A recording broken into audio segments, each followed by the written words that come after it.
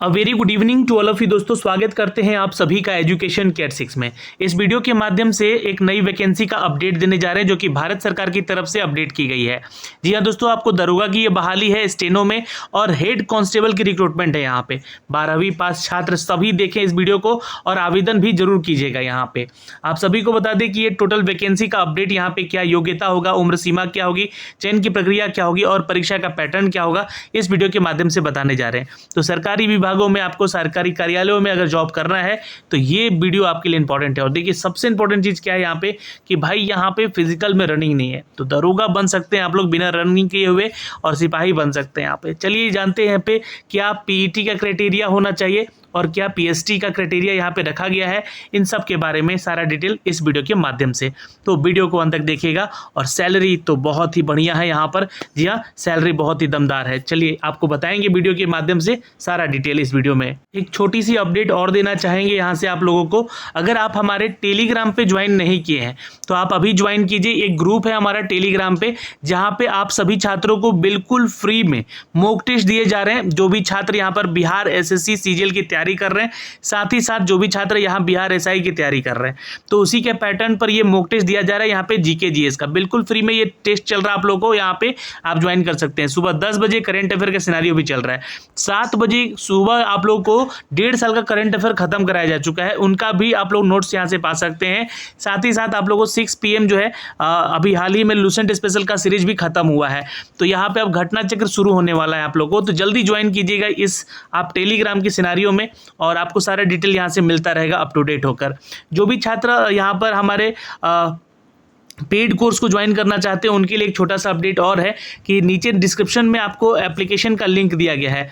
ये YT education का link है जहां पे आप लोगों को बिहार एसएससी का यहाँ पर जो प्रैक्टिस सेट है वो करवाया जा रहा है विथ सॉल्यूशन। तो आप लोग जो है यहाँ पे जाके उस प्रैक्टिस टेस्ट को ले सकते हैं। साथ ही साथ मद्य निषेध उत्पादन विभाग में वैकेंसी निकाली गई है 76 पदों के लिए, उसके लिए भी प्रैक्टिस टेस्ट यहाँ पे दिया गया है। आप लोग टेस्ट पोर्टल जाके यहाँ पे देख सकते हैं और वहाँ से सेट अपना लगा सकते हैं और अपनी तैयारी को आगे बढ़ा सकते हैं। चलिए दोस्तों आप सीधे लिए चलते हैं इन सब की अपडेट पे। हम हैं ऑफिशियल वेबसाइट पे सेंट्रल इंडस्ट्रियल सिक्योरिटी फोर्स के CISF की तरफ से यहाँ वैकेंसी निकाली गई है दोस्तों, stenographer and the head constable को लेकर, जहाँ पे मिनिस्ट्रियल लेवल पे 10+2 के आधार पे ये वैकेंसी का नोटिफिकेशन जारी किया गया है करीब 540 पदों के लिए। आप इस नोटिस बोर्ड पे आएंगे, यहाँ से आप हिंदी और अंग्रेजी दोनों ही भाषाओं में इसका नोटिफिकेशन चेक कर सकते हैं। साथ ही आप यहाँ पे चेक कर सकते हैं इनका पीईटी और पीएसटी का क्या एलिजिबिलिटी क्राइटेरिया है। तो इन सबको अपडेट करके बताएंगे दोस्तों। यहाँ से डाउनलोड कर लेते हैं इसके लिए। तो हमने आपके लिए ये नोटिफिकेशन यहाँ पे डाउनलोड कर रखा है और ये अपडेट आई है दोस्तों महानिदेशालय गृह मंत्रालय की तरफ से, जो कि केंद्रीय औद्योगिक सुरक्षा बल यानी कि CISF की ये रिक्रूटमेंट है, जहाँ पे 10+2 यानी कि 12th लेवल पे यानी कि 12वीं कक्षा के पास छात्र यहाँ पे असिस्टेंट सब इंस्पेक्टर यानी कि ASI यानी कि देखिए सीधे जमदार के पोस्ट पे आप जा रहे हैं यहाँ पर, और ये ASI का स्टेनोग्राफर में वैकेंसी है और साथ ही साथ हेड कांस्टेबल का मिनिस्ट्रियल वैकेंसी है, जिसके लिए ये नोटिफिकेशन रिलीज किया गया है। अब यहाँ पे भारतीय पुरुष भी आवेदन कर सकते हैं और महिला भी छात्र यहाँ पे आवेदन कर सकती हैं।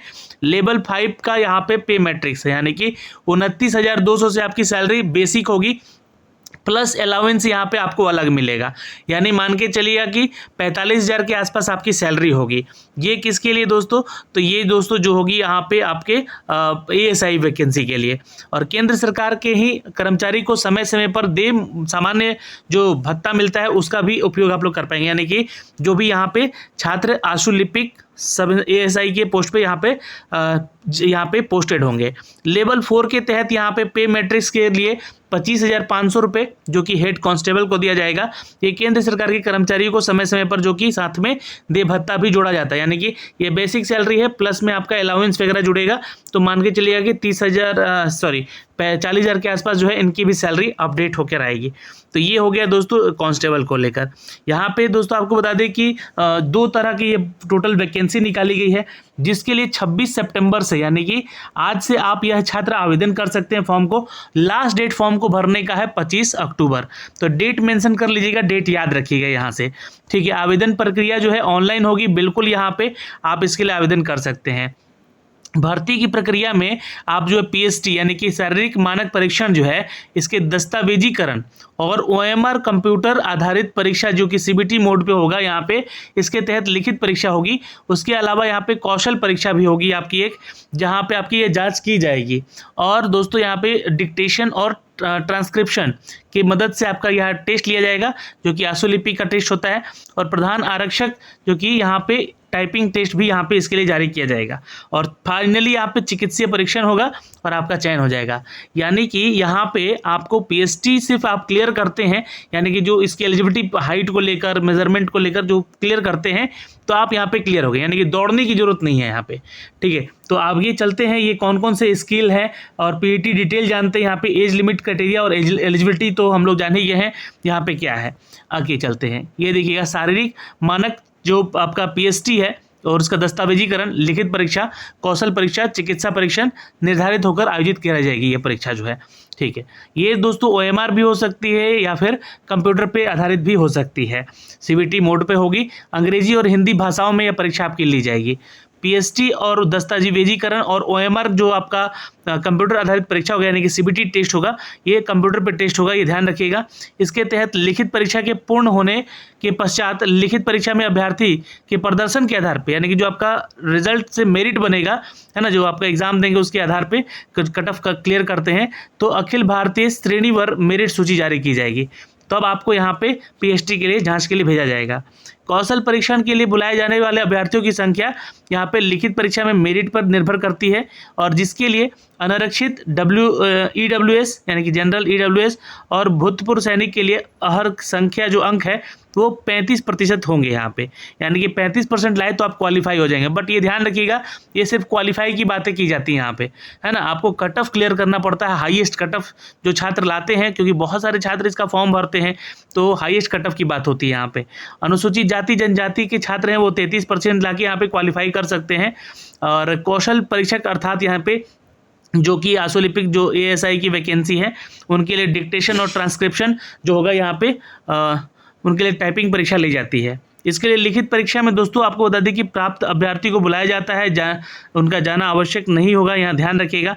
और कौशल परीक्षा के लिए बुलाए जाने वाले अभ्यर्थियों की संख्या प्रत्येक पद पर और प्रत्येक श्रेणी के लिए रिक्तियों की संख्या के अनुसार लिखित परीक्षा में अर्हता प्राप्त सभी अभ्यर्थियों की कुल संख्या पर निर्भर करेगी।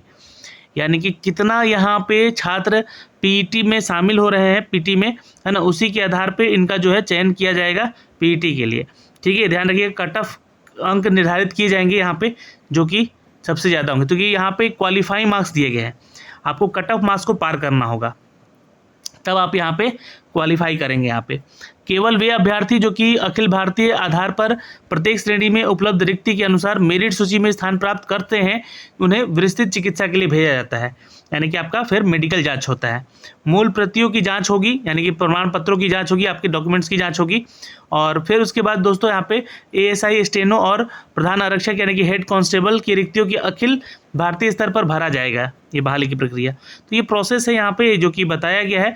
और वेतनमान के बारे में हमने आपको बता दिया कि लेवल 5 जहाँ पे एएसआई के लिए वैकेंसी के लिए और हेड कांस्टेबल के लिए लेवल 4 की वैकेंसी के लिए जो कि बेसिक सैलरी यहाँ पे दी गई है, प्लस में अलाउंस आपको अलग से मिलेगा जहाँ पे 45,000 और 40,000 के आसपास की सैलरी आपको अपडेट होके मिलती है दोस्तों।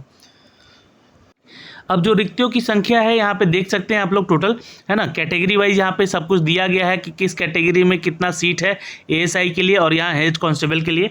तो आपको मैं क्लियर कर देना चाहता हूँ, देखिए 26 सितंबर से फॉर्म भरा जा रहा है, यानी कि आज से ये 25 अक्टूबर तक भरा जाएगा, यानी कि लगभग 1 महीना आपको समय मिल रहा है। आराम से फॉर्म को भरिएगा, कोई दिक्कत वाली बात है नहीं यहाँ पे, और बिल्कुल सोच समझ के जो भी चीज़ें यहाँ पे मांगी जा रही, क्योंकि ये अवसर बार बार आप लोग को नहीं मिलेगा। ठीक है, 100 रुपये का फीस लग रहा है। मैं आपको पहले बता दूं कि जनरल कैटेगरी ओबीसी और ईडब्ल्यूएस वाले छात्र यहाँ पे 100 रुपये फीस देंगे, लेकिन जो एससी एसटी से बिलोंग करते हैं या यहाँ पे ईएसएम जो कि छात्र होते हैं उस कैटेगरी में जो आते हैं छात्र, उनको कोई फीस चार्ज यहाँ पे नहीं लग रहा है। ठीक है, अब यहाँ पे जो है आप लोग इसका एग्ज़ाम डेट के बारे में पूछेंगे तो अभी नोटिफाई नहीं किया गया है, जल्दी आप लोग को इसके ऑफिशियल वेबसाइट पे देखने को मिल जाएगा। ठीक है। अब कैटेगरी वाइज सीट यहाँ से चेक कर सकते हैं। टोटल वैसे सीटों की बात कर ले दोस्तों, यहाँ पे कुल पदों की संख्या यहाँ पे 122 यहाँ पे है, जो कि एएसआई की वैकेंसी है, और 418 हेड कांस्टेबल की वैकेंसी है। कैटेगरी में आप जिस कैटेगरी से आते हैं एक बार रीचेक जरूर कर लीजिएगा। वैसे यहाँ पे आप इतना तैयारी कर लीजिए कि जो आप तैयार रहें, बिल्कुल जनरल के कैटेगरी में फाइट करें जाकर, चाहे किसी भी कैटेगरी में होते हैं, तो आपको ही फ़ायदा होगा इस चीज़ का। चलिए, ये बाकी डॉक्यूमेंट्स आपको ईडब्ल्यूएस कैटेगरी को लेकर बताया गया है कि आपका जो है सर्टिफिकेट होना चाहिए, और जब यहाँ पे जो भी क्राइटेरिया है ईडब्ल्यूएस का उसके बारे में दिया गया है। जो छात्र ओबीसी से आते हैं उनके बारे में दिया गया है, जो छात्र ईबीसी से आते हैं उनके बारे में दिया गया है, अनुसूचित जाति जनजाति से आते हैं उनके लिए दिया गया है। ये समिति विभागीय प्रतियोगिता परीक्षा है दोस्तों, जहाँ पे इनकी क्राइटेरियाज के बारे में अपडेट किया गया है। देखिए, सभी अभ्यर्थियों को ऑनलाइन आवेदन करते समय अपनी वरीयता अर्थात वे सहायक उप निरीक्षक यानी कि एएसआई, सुलिपिक अथवा प्रधान अधीक्षक या अनुसचिवीय अथवा दोनों के लिए अवश्य दर्शानी चाहिए। यहाँ पे देखिए, अगर दोनों के लिए आप क्वालिफाई करते हैं, मतलब आपके पास एलिजिबिलिटी है, तो दोनों का अलग अलग फॉर्म आप भर सकते हैं। बिल्कुल, अभ्यर्थी के द्वारा विकल्प अंतिम माना जाएगा, जो भी यहाँ पे आप डालेंगे उसके बाद किन्हीं तरह की परिस्थितियों में इसको बदला नहीं जाएगा। इसलिए अभ्यर्थी ऐसे विकल्प भरते समय सावधानी बरतेंगे यहाँ पे, ठीक है। अपने वरीयता के आधार पे ही आपको सब कुछ बताना होगा, और जो भी कैटेगरी के लिए आप फॉर्म भर रहे हैं लास्ट बार ही दिया जाएगा ये अपडेट आपको। और इन पदों के लिए जो है यहाँ पे अंतिम आवंटन अभ्यर्थी के द्वारा दिए गए पदों की मेरिट सह वरीयता के आधार पर करेगा। क्योंकि देखिए, जब आप पीटी क्लियर करते हैं तो आपका जो क्राइटेरिया है उसी के आधार पे आपका पीईटी के लिए मेरिट भी तैयार किया जाएगा, और उसी के आधार पे फिर आपका चयन किया जाएगा। तो यहाँ से आपको ये अपडेट कर दिया गया है। ये सारी चीज़ आप लोग पढ़ सकते हैं। यहाँ पे रिजर्वेशन के बारे में थोड़ा सा अपडेट किया गया है, और जो मेन चीज़ है यहाँ पे मैं आपको बता देना चाहता हूँ। सेक्शन अर्हता, यहाँ पे बोला गया कि अभ्यर्थी जो है पास ऑनलाइन आवेदन पत्र प्राप्त करने की अंतिम तिथि यानी कि जो भी डेट है आपका 25 अक्टूबर, उससे पहले आपका 12th का डिग्री क्लियर होना चाहिए, सर्टिफिकेट स्कूल से मिल जाना चाहिए आपको, ठीक है। आयु सीमा यहाँ पे देख लीजिएगा, 25 अक्टूबर 2022 से 18 से लेकर 25 साल तक के बीच में आपका एज क्राइटेरिया होना चाहिए। 26 अक्टूबर 1997 से लेकर 25 अक्टूबर 2004 के बीच का आपका जन्म होना चाहिए, इसके बाद का नहीं, ना इससे पहले का, ठीक। अब इसमें जो कैटेगरी में छात्र आते हैं उनको एज रिलेक्शन मिलेगा as per the government rule.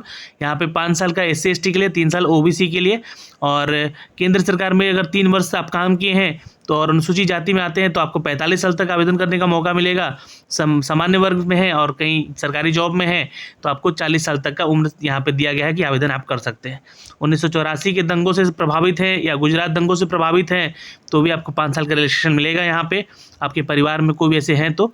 और अन्य पिछड़ा वर्ग से तो 8 साल का रिलेक्शन, और अनुसूचित जाति से तो 10 साल का रिलेक्शन आपको मिलेगा यहाँ पे। ओके, अभी यहाँ पे भूतपूर्व सैनिक के लिए अपडेट किया गया है, उनको भी यहाँ पे 3 साल का एज रिलेक्शन दिया जा रहा है, तो ये आप चेक कर लीजिएगा अगर आप इस कैटेगरी से आते हैं तो। और यहाँ पे दोस्तों आगे चलते हैं, शारीरिक मानदंड के बारे में बात करते हैं। चूँकि पीटी निकलने के बाद सबसे इंपॉर्टेंट चीज़ तो वही होता है यहाँ पे आपके सिलेक्शन को लेकर, जो कि अपडेट यहाँ पे किया गया है, ठीक है। तो यहाँ पे देख सकते हैं अनुसूचित जाति और जनजाति के छात्रों को छोड़कर लिखा गया है यहाँ पे, ठीक है। तो जो भी छात्र हैं 165 सेंटीमीटर के होने चाहिए और 155 सेंटीमीटर महिला वर्ग का होना चाहिए, ठीक है। लेकिन दोस्तों जो छात्र यहाँ पे SC/ST में आते हैं और गोरखा, डोगरा, मराठा, अरुणाचल प्रदेश, मणिपुर, त्रिपुरा, मिजोरम, मेघालय, हिमाचल प्रदेश, जम्मू कश्मीर जैसे राज्यों से बिलोंग करते हैं तो आपका हाइट 162.5 सेंटीमीटर चलेगा, और महिलाओं का 150 सेंटीमीटर तक रहना चाहिए। ये आपका PST है, यानी कि फिजिकल स्टैंडर्ड आपका टेस्ट हो इसी पे होगा। और अनुसूचित जाति से संबंधित हैं आप तो 162.5, और महिला है तो 150 सेंटीमीटर का हाइट आपका होना चाहिए। सीना के मेजरमेंट को लेकर यहाँ पे देखिएगा, चेस्ट मेजरमेंट में पुरुषों के लिए होता है सिर्फ यहाँ पे तो 77 से लेकर 82 सेंटीमीटर तक का होना चाहिए, यानी कि 77 बिना फुलाए और 82 फुलाकर। अनुसूचित जाति में यही 76 से लेकर 81 तक सेंटीमीटर तक का होना चाहिए, ठीक है। 76 बिना फुलाए और 81 फुलाकर, ठीक है। अब इसमें महिलाओं के लिए मापदंड नहीं रहता ये वाला, लेकिन वजन को लेकर महिलाओं को अपडेट किया जाता है कि इसके अनुसार कद और आयु के समानुपात, यानी कि पुरुष और महिलाओं के लिए वजन को भौतिक मापन के समय रिकॉर्ड किया जाएगा, परंतु वजन के आधार पर फिटनेस का निर्णय जो है चिकित्सीय यानी कि मेडिकल परीक्षण के समय किया जाएगा, ठीक है। अब अन्य योग्यता जो है, अनिवार्य योग्यता क्या है ASI के लिए, यहाँ पे आपको डिक्टेशन देना होगा एक, जो कि 10 मिनट में 80 वर्ड पर मिनट आपको टाइप करना होगा। ये कंप्यूटर पे टेस्ट होगा। फिर उसके बाद ट्रांसक्रिप्शन के समय कंप्यूटर पर अंग्रेजी में आपका 50 मिनट और हिंदी में 65 वर्ड पर मिनट जो है आपका टेस्ट लिया जाएगा।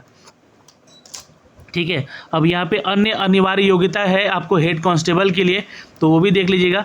कंप्यूटर पे और कौशल परीक्षा मापदंड के आधार पे यहाँ पे आपका टाइप करवाया जाएगा।